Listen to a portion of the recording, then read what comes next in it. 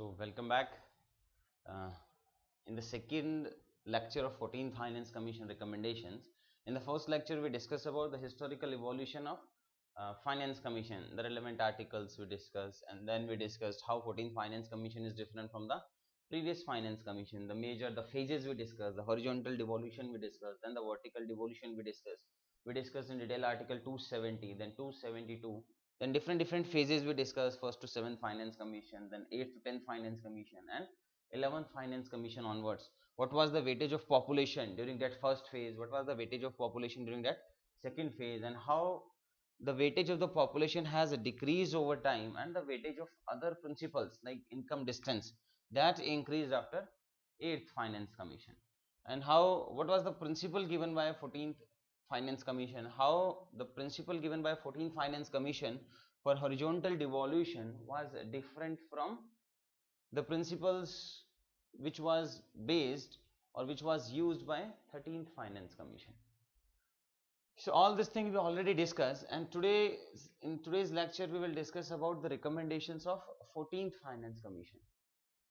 So before starting the recommendations or before discussing the recommendations of 14th Finance Commission, first of all I want to discuss something that is known as TOR or term of reference, because the Finance Commission is a temporary body.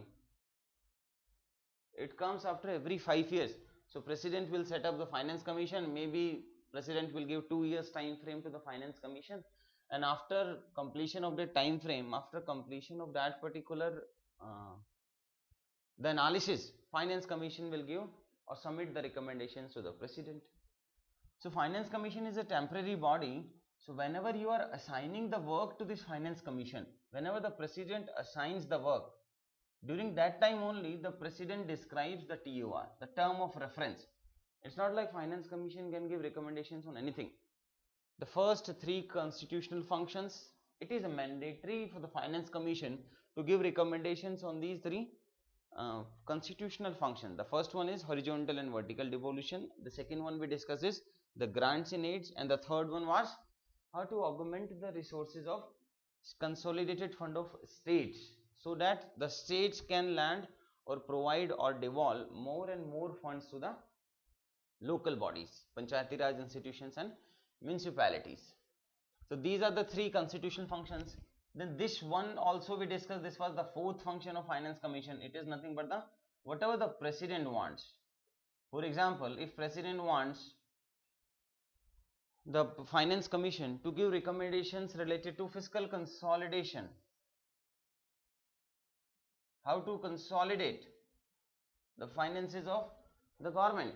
So on this fiscal consolidation also the Finance Commission has to give recommendation.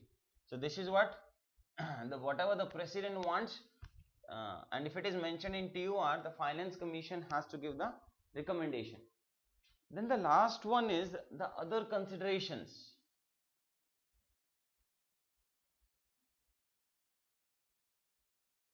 Other considerations means if suppose the present government, the executive wants some suggestions, some recommendations from the Finance Commission, then all these other considerations, these things comes under this, the 5th function of the Finance Commission. The recommendations will be, maybe if the executive wants, give us some recommendations on how to evolve the performance, how to improve the performance of PSUs. Suppose they want to say how to improve the border management.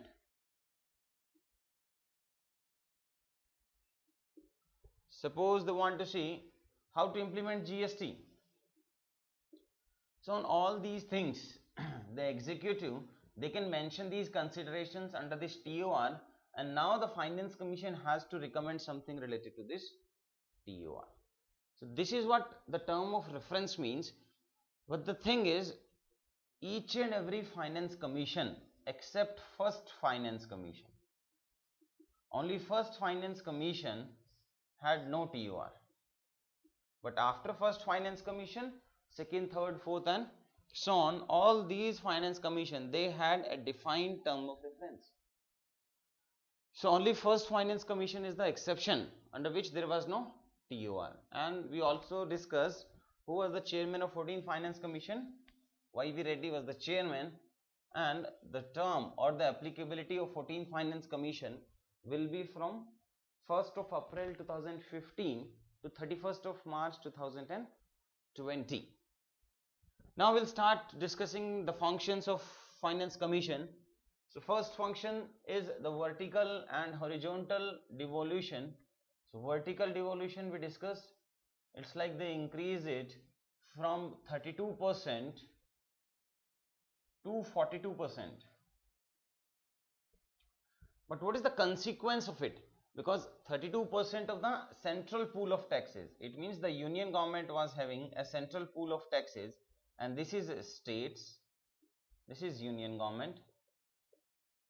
If this Finance Commission recommended, you have to increase the devolution from 32% to 42%. So this extra 10% they recommended. So states will get more funds, this extra 10%. But we also discussed under fiscal federalism that there are two ways through which funds can be devolved from union government to state government. First one is on the recommendation of the Finance Commission, and second one is by the Ministry of Finance. So this Finance Commission increased this route by 10%, and this 10% for 1 year roughly equals to 1.4 lakh crore. It means extra 1.4 lakh crore is going to the states, but that is going to decrease the fiscal space of the union. Now union will have less money. So if union is having less money, because more money is flowing through this channel, so union decreased the flow of money through this Ministry of Finance channel, and they decreased it by 1.34 lakh crore, which is almost same. It means by accepting the recommendations of the 14th Finance Commission, union government has increased the flow of funds or untied funds through Finance Commission, and they have decreased the flow of tied funds which goes through Ministry of Finance or Planning Commission or the Niti Aayog. So this flow has increased and this flow has decreased. So we can say there is not much quantitative shift, but there is only qualitative shift in the devolution of funds. Then under horizontal devolution, we also discussed the principle adopted by or the formula adopted by the Finance Commission. We discussed population weightage, then we discussed demography, then we discussed land or area, then we discussed forest, and then we discussed income distance.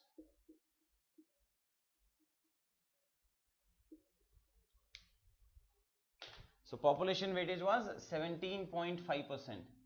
These factual things can be asked in the exam, because 14th Finance Commission is highly relevant from exam perspective. So this can be asked from the perspective of exam. Then to demography also they gave a weightage of 10%.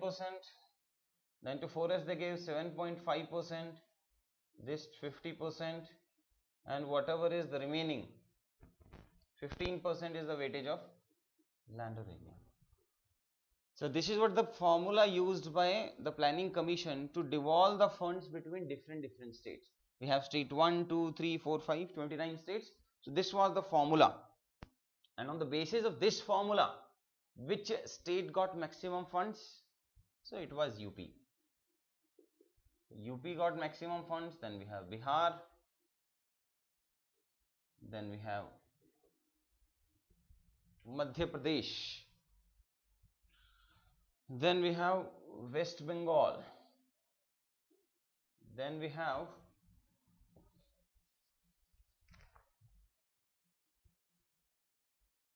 Maharashtra, then second last Goa, and last one is Sikkim. So on the basis of that particular formula, Finance Commission gave maximum funds to UP, which is roughly 18%, 9.5%. MP is 7 point something percent. So this is what, so this can be asked. Suppose in the exam, the examiner wants to ask, arrange the following states into decreasing order of devolution, as per the recommendation of 14th Finance Commission. So maximum is UP because population is there, huge population is there, as well as the population is poor. So UP is getting more funds under that two major or three major heads. We have area, then we have population, and then we have income distance. So at least on these three particular principles, or on the basis of these three factors of that formula, UP got the maximum funds. So this is what the first function. Then after this, let's discuss the second function of Finance Commission, which is grants in aids. So we also discussed, usually prior to 14th Finance Commission, the Finance Commission were giving grants on 5 things. First, second and third, and then the fourth one was sector specific. Suppose to health they gave some funds, to education they gave some funds. Then it was state specific. State specific, we can say the special category states or something. But this Finance Commission gave no grants under these last two options, that is sector specific grants and the state specific grants. Let's discuss individually these grants. So the first grant, so it was the 10th Finance Commission which started giving grants to local bodies. So under this local bodies,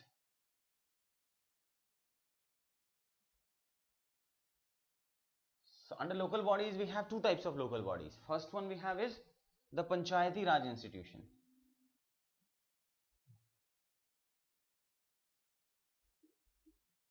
And the second one we have is municipalities. So what is the article of the Constitution which is related to Panchayat and municipality? So it was the 73rd and 74th Amendment Act which started this thing, and article is 243. It started with 243 A, B, C and up to Z, H. Then we have under this Panchayati Raj institution, it's like the hierarchy is like this. The lowest level we have is Panchayat. Above Panchayat we have block. Above block we have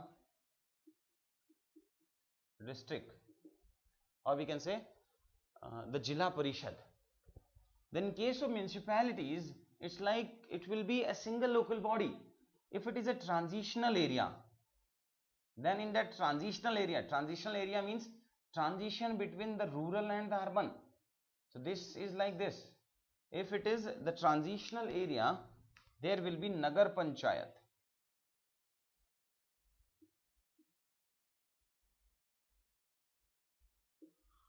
If it is more developed, if it is more urbanized, then in that case it will be municipal council. And if it is more developed than municipal council, there will be municipal corporations. So under municipalities there will be horizontal, and in case of panchayat it is vertical. The block panchayat will have say, or they will have the overall responsibility and over this panchayats. The district, the Jilla Parishad will have overall responsibility of the block level as well as the panchayat level. So in case of local bodies, Finance Commission recommended different funds to panchayat and different funds to municipalities. So to panchayats they recommended roughly 2 lakh crores, and to municipalities they recommended roughly 87 lakh crores. Sorry, it's not 87 lakh crore, it is 87,000 crore. So overall to local bodies, Finance Commission recommended 2.87 lakh crores. For disaster management, they recommended 55,000 crore. And for revenue deficit of the states, or we discussed the gap filling approach, to which they discussed roughly 2 lakh crores or exactly 1.94 lakh crores. So, but within these panchayats and municipalities, because in case of state government as well as the union government, we have some performance benchmark. They have to perform well. But in case of this local bodies, because majority of the funds is being devolved either by union government or state government, so there is not much performance indicators, no performance benchmarks are there for the local bodies. So you have to incentivize these local bodies, whoever is functioning, that if you are performing well, you will get more grants, and if you will not perform well, you will not get extra grants. So to incentivize or to start this new approach, this 14th Finance Commission recommendation is highly relevant from exam perspective also, because they came up with a new concept of performance grant and regular grant. It's like to panchayats they gave 2 lakh crores, but we have roughly more than 6.5 lakh habitations and more than 2.5 lakh panchayats. So to which panchayat how much fund should be devolved? There should be some formula. So that formula is like, because we have different states, so suppose this is state 1, this is state 2, this is state 3, this is state 4, and so on. So how much funds state 1 should get? So there should be some formula. That formula is, it depends on the population. So they gave a 90% weightage to the population and 10% weightage to the area. And why 10% weightage to area? Because there is a cost associated with delivering of service. If the area is vast, so to deliver the service, the local bodies they have to give more input. Some funds are required to deliver the services. So if more area is there, so that cost of delivery should be included while devolving the funds. So on the basis of this formula, population 10% and area, population 90%, area is 10%. Suppose state 1 got, out of 2 lakh crore, state 1 got 20,000 crore.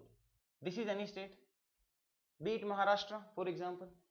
So Maharashtra got 20,000 crore rupees, or the Maharashtra panchayats, all the panchayats of Maharashtra, they got 20,000 crore. Now within Maharashtra there can be thousands of panchayats. There should again be some formula which should be devolved, on the basis of which to different panchayats. We have panchayat 1, panchayat 2, panchayat 3, panchayat 4, it is in thousands. So what is the formula? So the thing is, this formula should be devolved by State Finance Commission, because it is the duty of the state.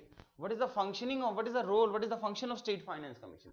The role is, they have to recommend to the state how to devolve the funds to the Panchayati Raj institution or the local bodies. So this State Finance Commission will decide which panchayat should get how much of the funds. But suppose there is no formula in the State Finance Commission, or suppose there is no State Finance Commission in the state. So in that case, again the formula will be population. This panchayat is having some population and there will be jurisdiction of panchayat. It means there will be some land or area. Population will get 90% weightage, again land will get 10% of the weightage. So if there is no State Finance Commission or there is no formula, then again this formula will be used. If there is State Finance Commission, so it is the duty of the State Finance Commission to devolve or to derive a formula based on which funds will be devolved to different panchayats. Then there will be two types of grants. These grants of 2 lakh crores, they are divided into two things. First one is the performance grants, and the second one is the regular grants, regular or basic grants. Now there can be these performance grants and regular grants, they are applicable to both rural as well as urban local bodies. It means panchayat as well as municipalities. In case of rural bodies, the performance grant is just 10%. So whatever will be the grant of this panchayat, for example, out of 20,000 crore, panchayat 1 is getting 500 crores. Suppose, or will take it a more reasonable, 10 crores funds. So only 10 crore will go to panchayat 1, but panchayat 1 will not get this 10 crore rupees, because the recommendation is for 5 years. So 10 crore will be divided into 5. It means every year panchayat 1 should get 2 crore rupees, but it is not like that. Out of this 2 crore rupees, 10% of that 2 crore will come under performance grants. and the rest of the 90% each and every panchayat will get. Similarly, in case of urban area it is 20% and it is 80%. It means what? Suppose panchayat 1 is getting 10 crore and panchayat 2 is getting 15 crore. This is across 5 years. So every year panchayat 1 will get 2 crore rupees and panchayat 2 will get 3 crore rupees. But they set up some principles that if you are fulfilling all these criteria, then only you will get this performance grant. Otherwise, you will get only regular or basic grant. It means each and every panchayat will get 90% of this thing. So panchayat 1 will get 1 crore 80 lakh rupees. Panchayat 2 will get 2 crore 70 lakh rupees. But the remaining 30 lakhs here and 20 lakhs here, that will be devolved only and only if you are fulfilling some criteria. If you are performing, if your performance is good. And what is that performance? That performance will be measured on the basis of two things. Your accounts should be audited, because in case of local bodies, the accountability is less. So they don't bother to audit their accounts. So the first condition is your accounts should be audited. This is one condition. The second condition is you yourself has to mention the performance benchmark. It's like a citizen charter. I think in some lecture we discussed what is citizen charter, which comes under polity. So citizen charter is nothing but whoever is providing the services. Suppose I am providing the services, I am providing the birth certificate and all. I am some part of the municipality. So I have to put up on the piece of board that if you will come and if you want the birth certificate, I will give you the birth certificate in 10 days. So proactively I have to mention all these things. So that is known as citizen charter. Similarly, there will be performance benchmark. You yourself has to mention that I am delivering this services and I will deliver in at max this number of days. So this performance benchmark for next year or maybe the current year. For example, this performance, this system will start from 2016-17. Although the recommendation of Finance Commission will start from 2015-16 only. But this performance system, it will start from 2016-17. It means in 2015-16, everybody will get 100%. Each and every panchayat will get 100%. But from 16-17, you have to fulfill this thing. The audited account they need is of 2014-15. It means there is a 2-year gap which the Finance Commission is demanding. If you need grants, performance grants for 2016-17, your audited accounts should be of 2014-15. They are not demanding of 15-16, immediate thing. No, they are giving enough time to the local bodies that please provide the audited accounts of 2014-15 and you will get the performance grants of 2016-17. And this performance benchmark they require is of 2015 and 16. If you are providing performance benchmark of 2015-16, you will get the performance grants of 2016 and 17. So if Panchayat 1 will be able to provide these things, Panchayat 1 will get 100% of 2 crore. It means full 2 crore. But if suppose Panchayat 2 fails to provide this thing, either the accounts, audited accounts or the performance benchmark, so Panchayat 2 will get only 2 crores and 70 lakh rupees. It means only the 90% of this thing. Finish. Then in case of urban, the process is same, but the only thing is the performance weightage is 20% and the regular or the basic weightage is 10%. Then I think this is more than enough from exam perspective. Then the second type of grants is for disaster management.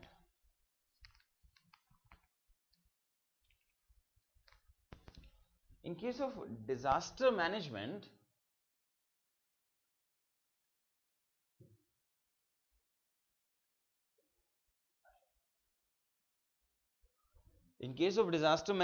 the overall funds given by the Finance Commission is 55,000 crore.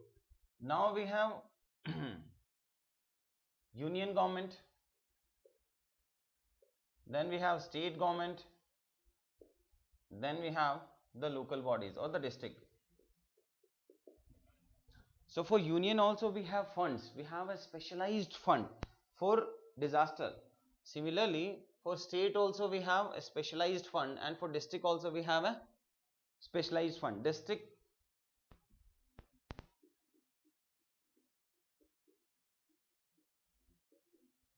disaster response fund, similarly state disaster response fund, and union disaster response fund. But this finance commission said that each and every district of India is not disaster prone, so don't make this fund mandatory. It should be the discretion of the state if they want to come up with this district disaster response fund or not. So the present system which is mentioned under Disaster Management Act 2005, this Disaster Management Act came after the unfortunate incident of tsunami. So first recommendation is don't make it mandatory. The second thing is how the funds are coming to this district disaster response fund and how the funds are coming to this national disaster response fund. So in case of this national disaster response fund, the funds are coming through two channels. First one is through cess. A special cess is being levied on petroleum and all also, which is being directly given to this national disaster response fund. Suppose whatever is the difference, suppose the cess collected is 5,000 crore, but you need 10,000 crore for national disaster response fund. So the rest of the money that will come from the budgetary support. So in budget, in revenue expenditure part we discussed, in that revenue expenditure, this was the expenditure, then revenue expenditure we discussed all this interest payment, grants to state, police administration and all. At last we discussed grants to union territories and grants for disaster management. So whatever the difference is, that will be compensated by the budgetary support. But from where the funds will go to? State disaster response fund. So SDRF, the funds are recommended or the grants are given on the recommendation of the finance commission. But we have n number of states, so which state should get how much of grant? So there should be some formula, but there is no formula because we don't know what is the risk vulnerability of 29 states. So unless and until we have an index, finance commission cannot make a formula. So finance commission recommended there should be hazardous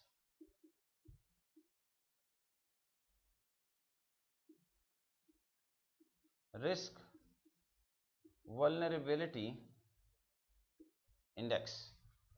So the recommendation of finance commission, we should start with this hazardous risk vulnerability index. But right now, because we don't have any such index, but they have to provide some grants. So what formula they use? They use that expenditure approach. Expenditure approach means in the last 5 years, suppose the expenditure of state 1, state 2, state 3, state 4, if the average of the last 5 years expenditure of state 1 is 50 crore rupees, if for state 2 it is 500 crore rupees, so state 1 will get 50 crore, state 2 will get 500 crore rupees. So this is what, so every year the last 5 years average or the last 5 years whatever was the total expenditure of state 1, this finance commission said we will give you the last 5 years expenditure. So but it is not a good mechanism, because maybe right now if the state came to know that finance commission is giving us the grants on the basis of our expenditure, so maybe next year or next to next year they will inflate that particular amount. So that is a risk. That is why the finance commission recommended there should be some index, and on the basis of this index only we should devolve the funds. But because right now there is no such index, so they were forced to devolve the funds, or they were forced to give the grants on the basis of expenditure approach. Then they said one more thing. They said right now there is no flexibility because this national disaster, the list is being maintained by MHA, Home Ministry, and this is a big list that all these are the national disaster. So if something comes up in this national disaster, union government will give you the funds. But if suppose there is nothing that is mentioned, so you will not get the funds. But Finance Commission recommended there should be 10% funds which should be devolved for local disaster.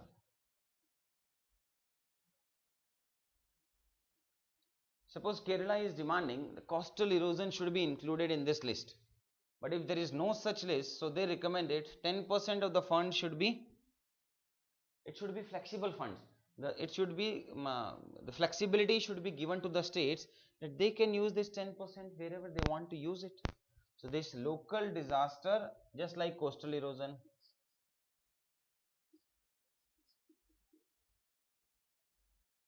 or even snake bite, mosquito bite. Snake bite and mosquito bite is a major problem for paramilitary personnel in case of Naxal areas, Chhattisgarh, Jharkhand. You know, there was a notification from the CRPF that CRPF personnels, they cannot use mosquito repellent cream in case of Naxal areas. The reason was, if you are using this mosquito repellent cream, there is a smell associated with this thing, and maybe hypothetically the Naxalites, they will come to know by smelling this mosquito repellent cream, and there are more risk to the life of this paramilitary personnel. So they came up with this circular that CRPF personnels, they should avoid using mosquito repellent cream whenever they are in forest or whenever they are fighting with the Naxalites.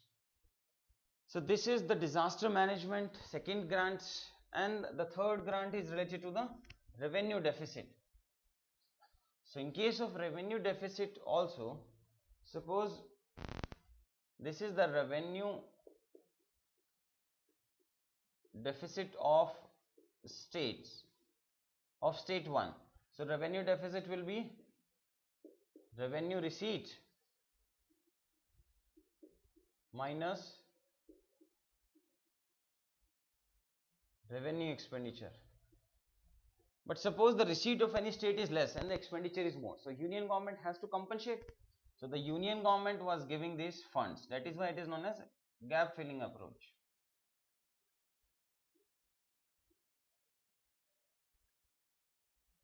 Before 14th Finance Commission, there was a distinction that this revenue expenditure again divided into plan and non-plan. That artificial distinction which started in 1987. So earlier, previous Finance Commission, they were giving recommendation only for this part. Whatever the difference of this non-plan revenue expenditure. But this Finance Commission, they abolished this plan, non-plan distinction. Because under this TOR, nowhere it was mentioned that you have to recommend only for this non-plan thing. So they used that particular loophole or whatever. This Finance Commission, they didn't distinguish between plan and non-plan. Earlier also, the third Finance Commission, they gave recommendation on plan as well as non-plan. But Government of India had not accepted at that time. But now this time the Government of India had accepted. And recently there was a statement from one of the chairperson of the Niti Aayog that the plan non-plan distinction, it will be finished after the current 5-year plan. It means 2017 onwards, there will not be any distinction between plan and non-plan expenditure. So to 11 states, they gave this revenue deficit grants, and the majority, the maximum one was given to Jammu and Kashmir. So every year they give a roadmap that in 2015-16 this much amount, 16-17, 17-18, 18-19 and 19-20. And in few states they gave this revenue deficit grants for 3 years, to few states they gave for 4 years, and for few states they gave for full 5 years. But to 11 states they gave this revenue deficit grants, and the maximum grant they gave to Jammu and Kashmir, more than 60,000 crore. Then the other miscellaneous recommendations of the Finance Commission. So the first recommendation is municipal bonds. Municipal bonds means, suppose this is municipality. Bonds is nothing but, it is a piece of paper on which it is written, please give me 100 rupees. I will give you a 10% interest over it. It means I will return you 110 rupees. This is known as bond. Under securities chapter, different financial securities we have: bonds, shares, debentures, government dated securities, FD, preferential shares. In that chapter we will discuss exactly what is bond. But from the definition point of view, bond is nothing but in which you will get a fixed interest rate. Whether this company, suppose this is Infosys, whoever is giving, suppose A gave 100 rupees to Infosys. Now A don't care if Infosys is getting some profit or Infosys is going in loss, but A will get 10% interest rate after 1 year, or whatever the rate of interest is. So this is known as bond. Municipal bond mean, because India is a capital starved country, we need capital, we need funds, we have to develop our infrastructure. So these municipalities, they also need funds. At present they are dependent on the states, whatever funds being devolved by the state governments, that only is the source of the funds for municipalities. So municipality should have some other alternative, and that alternative is known as municipal bonds. It will be nothing but this municipality will say, please give me this amount of money, I'll give you 10% interest rate, 5% interest rate, 15% interest rate, whatever the interest rate, that will be decided by this municipality. But big municipalities, or we can say municipal corporations, they can afford it because we have more trust, their functioning is more transparent, they are more accountable to the public. But in case of small municipalities, it means if you have small municipal council, then we don't trust, or anybody will not trust this municipal council so easily. So there should be some interface, there should be some more credit-worthy person, some credit-worthy interface in between. So this finance commission said, suppose we have municipal council 1, similarly we have municipal council 2, then we have 3 or 4, similarly all these, they can raise the funds from the market. Market means me and you, an insurance company is there, anybody who wants to invest. So that interface should be trustworthy, and that interface should be the state government. Ultimately what you want is, if you are giving some funds, so there should not be any loss of principal as well as interest. There should be some more trustable person in between. So that the finance commission recommended that if it is a big municipal council or municipal corporation, no problem, people will trust that municipal council. So this municipal council should come up with this municipal bond. But suppose there are small municipal councils, so they should be clubbed together. There should be an interface in between. It means the state government should facilitate as an intermediary for raising the funds from the market. So this is the municipal fund. Not a new concept in India, but not very effective, not very prevalent one. But in case of developed countries, especially USA, recently, last year I think, one of the state or one of the municipality of USA filed bankruptcy. Then we have professional tax. We also discussed under Article 276, states can levy professional tax. 14th Finance Commission recommended increase its present value from 2.5 thousand to 12,000. So they recommended there should be some amendment in Article 276. At present the cap is 2.5 thousand. That's it, and that is annually.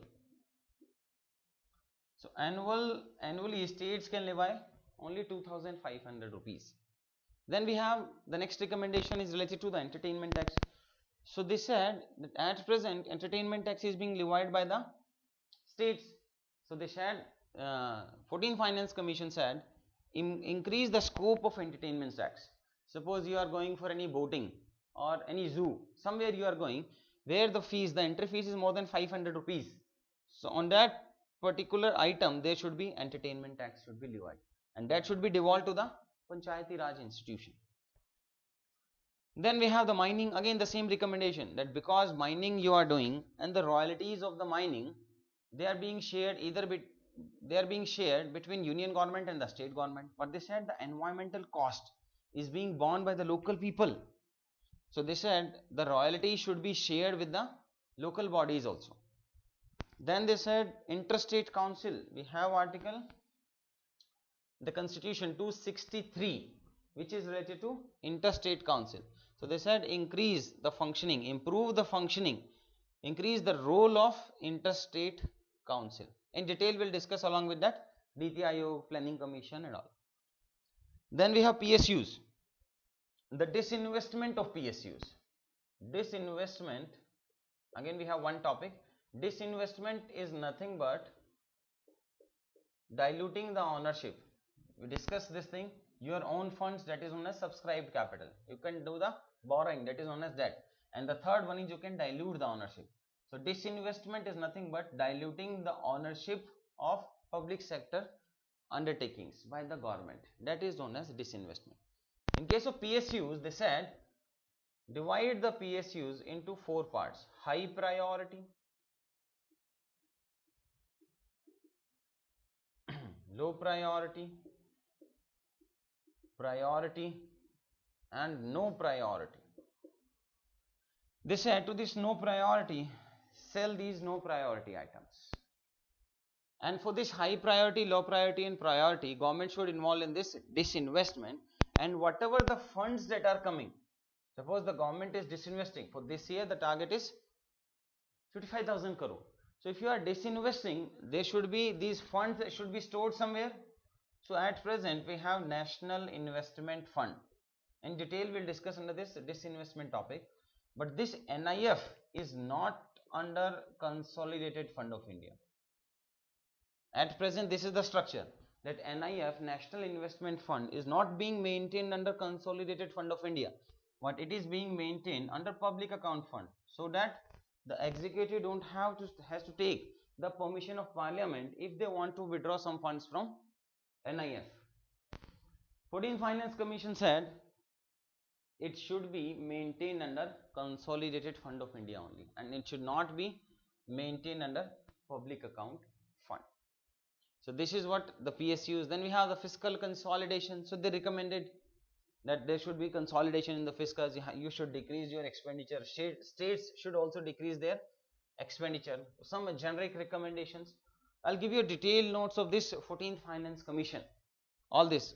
121 recommendations were given by the 14th Finance Commission. Out of this 121 recommendations, roughly 50 or 54 recommendations that are required from exam perspective. So I'll upload the notes of the website which are related to this 14th Finance Commission. Then we have the GST, the goods and services tax. Under maybe in the next lecture we'll discuss about this GST, the reforms of the public finance, under which we will discuss GST. We'll discuss the insolvency and bankruptcy code which came just few months back. Then we will discuss the Chilaya committee recommendations, FRBMA. All these reforms we'll discuss under the next chapter. Then under this GST, they said, because if you will implement GST, there will be some loss to the state. So for first 3 years, whatever will be the loss, 100% of the loss should be compensated by the union government. On the 4th year, 75% of the loss should be compensated, and in the 5th year, 50% of the loss should be compensated. The reason of giving such time frame is so that there should be some incentive to the states to streamline their tax collection within these 3 years. Because if they will be able to streamline their tax collection as per the needs of the GST, they will get 100% compensation for the loss. But if suppose some states are lethargic and they don't want to streamline their tax collection system, on 4th year they will get only 75% of the loss, and on the 5th year 50% of the loss. Onwards, no compensation. After 5 years, no compensation. And then the next recommendations are related to, there should be a regulator for road, there should be a regulator for water, 100% metering of the electricity, 100% metering of the water. So all these are the miscellaneous recommendations of the 14th Finance Commission. I think we have already discussed enough related to 14th Finance Commission. This is more than enough from exam perspective. In the next lecture, we'll discuss about that tax reforms, under which the first topic we'll discuss it will be insolvency and bankruptcy code 2015, and then we'll discuss the small reform Sharia committee recommendations of 1990s. Then we'll discuss the FRBMA, the recent amendment of FRBMA. We'll discuss the GST, VAT, and all this thing we'll discuss during next lecture. Thanks a lot.